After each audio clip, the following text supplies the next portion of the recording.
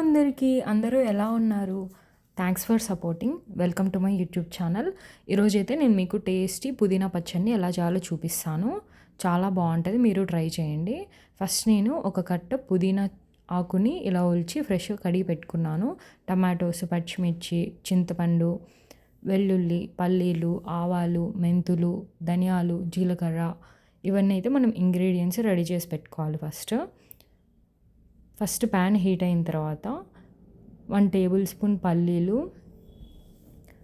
1 table spoon ధనియాలు and 1 table spoon జీలకర్ర ఇవన్నీ వేసి ఫస్ట్ వేయించి పెట్టుకోవాలి. ఇవే మెయిన్ అనమాట పుదీనా చట్నీకి. మంచిగా వేయించి పెట్టుకోండి చూపిస్తున్న విధంగా. నెక్స్ట్ కొన్ని మెంతులు లాస్ట్లో వేస్తే అవి ఆ హీట్కి వేగిపోతాయి కాబట్టి లాస్ట్లో వేసాను. ఇవి చల్లార్చి పెట్టుకోవాలి. అలా సైడ్ పెట్టుకోవాలి. దెన్ మనం ఒక ప్యాన్ పెట్టి 2-3 స్పూన్స్ ఆయిల్ వేసి ఆయిల్ హీట్ అయిన తర్వాత కట్ చేసి పెట్టుకున్న పచ్చిమిర్చి వేసుకోవాలి. ఇవి చిట్లుతాయి, కొంచెం దూరంగా ఉండి వేసుకోండి.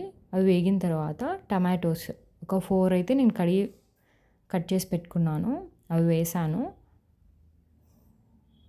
4 సరిపోతాయి. మనకి ఎంత పుదీనా చట్నీ ఉంది దానికి తగ్గట్లు తీసుకోవాలి ఇంగ్రీడియంట్స్.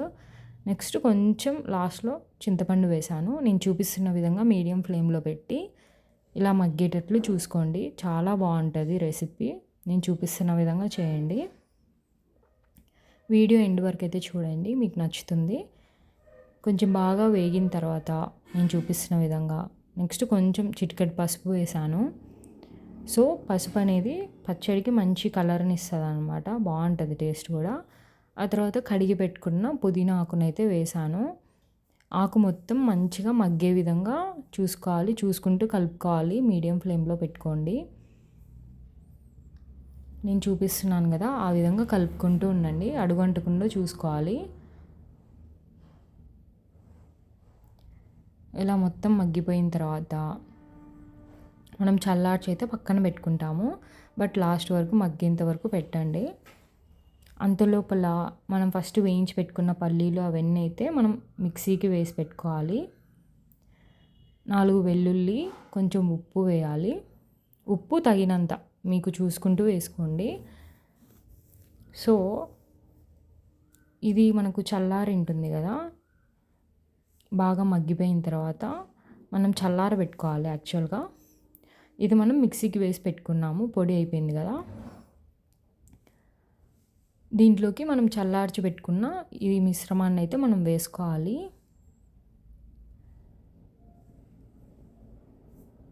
అంతలోపల పోపుకి రెడీ చేసి పెట్టుకున్నాను ఇవన్నీ. సో ఈ చల్లార్చి పెట్టుకున్న దాన్ని నేను మిక్సీకి వేసి మొత్తం గ్రైండ్ చేసుకుంటాను అనమాట. చూపిస్తున్నాను కదా, ఈ విధంగా మంచిగా మగ్గిపోతేనే బాగుంటుంది టేస్ట్. వేడిది వేసుకోవద్దు, చల్లార్చిన తర్వాతనే మిక్సీకి వేసి గ్రైండ్ చేసుకోవాలి ఎప్పుడైనా. నెక్స్ట్ కొంచెం కొత్తిమీర అనేది చాలా మంచి ఫ్లేవర్ని ఇస్తుంది, టేస్ట్ కూడా బాగుంటుంది పచ్చడిలో.